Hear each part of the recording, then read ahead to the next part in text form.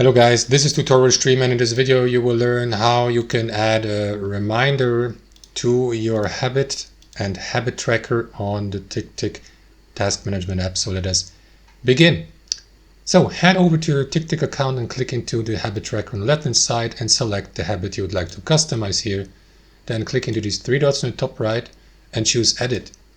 And here at the bottom you will see the reminder, right? So click into it and set a reminder. So yeah, if you want to, according to the start date here, for example, August 8th, you would like to get reminded, let's say at this time of the day. You can add another one, let's say half hour later, or you can go with a constant reminder here. However, guys, that is a feature I have no access to, so I can't tell you how exactly it works. Click into save here, and then the TickTick app will notify you or remind you of the upcoming session here for your habit, so that you can follow along and track your progress here in the habit tracker for the given task, which days you have checked in, what your streak is, if you have achieved your goal, and which days you have completed or followed the habit.